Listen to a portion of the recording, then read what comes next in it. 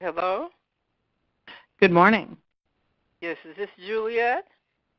It is. Hello. How are you?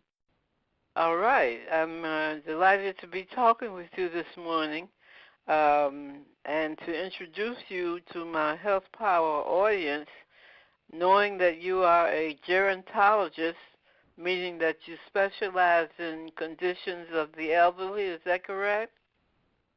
Yes, my degree is in gerontology, meaning I studied aging. Yes, in my master's. Yes.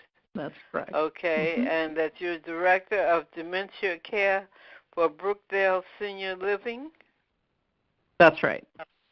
Right, and today we're going to be discussing how socialization helps to fight Alzheimer's and memory loss. That's correct.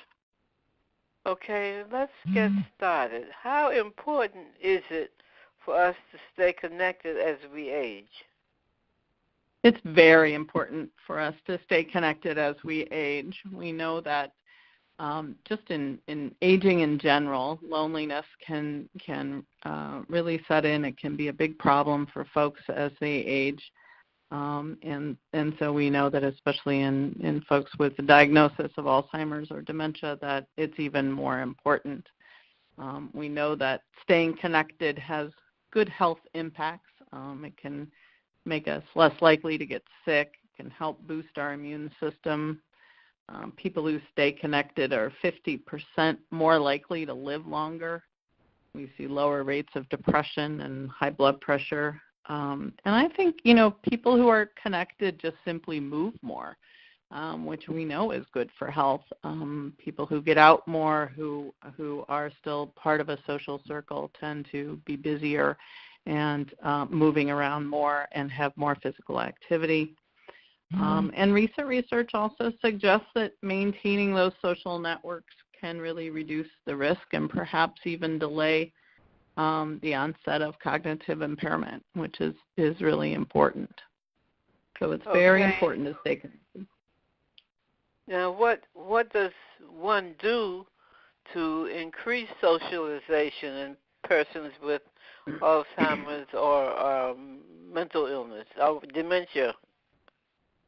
Well, I think it's important that around these types of conditions with Alzheimer's and dementias that we not fall into what happens typically, which is that folks with these diseases really suffer a large stigma. And you mentioned mental illness. It's similar to that in the sense that that people with the diagnosis really report a lot of social isolation, that friends fall off, social invites stop coming in, and family even sometimes stops visiting. So I think as a society, I don't know too many people who don't know someone with this disease. And, I think as a society, it's time for us to kind of get over our uncomfortableness about the diagnosis and really continue to stay connected to those folks who are living with the disease.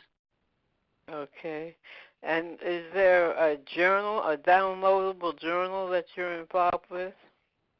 Yes, every year Brookdale does a large campaign in November. November is Alzheimer's and Dementia Awareness Month, and this year we produced a journal called An Inspired Life Journal, and it is downloadable on our website at brookdale.com. And this is a journal let's slow down and get that web address again. Okay. It's brookdale.com. Yes. Okay. And then you just type in An Inspired Life. .com. Journal. Yeah. An N, that's the alphabet N? Yeah. A-N, Inspired Life. I see, A-N. An Inspired Life. Yeah. Inspired Life. Okay. Yeah. So tell me a little bit more about the journal. So the journal is there are two options. You can work with it electronically online on your computer, or you can download it and print it and handwrite into it, which some people may prefer.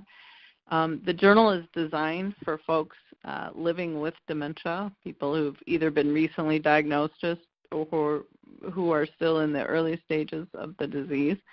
And really an opportunity for those folks living with the diagnosis to have a voice to their care partners, to their friends, to their families about how they want to live well, what matters most to them, what are the things they need to continue in their life to maintain wellness. And so there's a series of questions that the person answers. And then our hope is really that the journal will function as a conversation starter for families, for friend groups, that the person living with the diagnosis could possibly share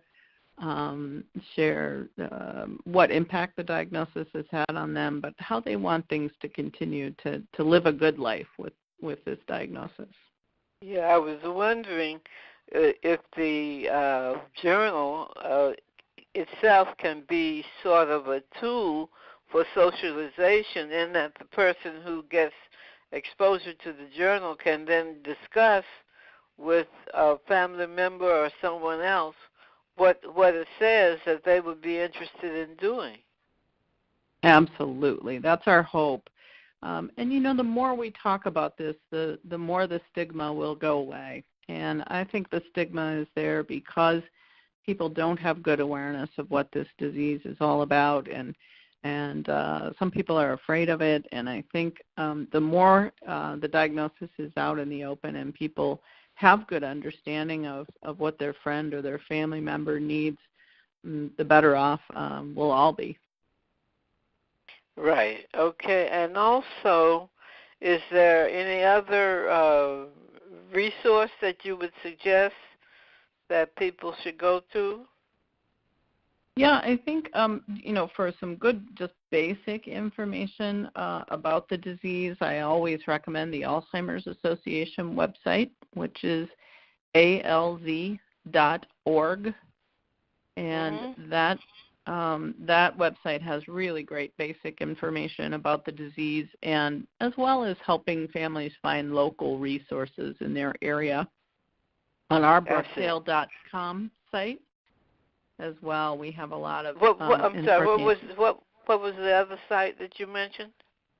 On our Brookdale.com site, the same site where the journal is, we have a lot of good information and articles there, as well as you can check out my blog. I have many blogs posted there that cover different issues in Alzheimer's and dementia care. Okay, that's good to know. I may be in touch with you about putting a few of your blogs on my website. Oh, that would be awesome. We would love that. Right. Okay, well, this has been good talking to you, and I'm sure this is Alzheimer's and Dementia Awareness Month, correct? It is, yes.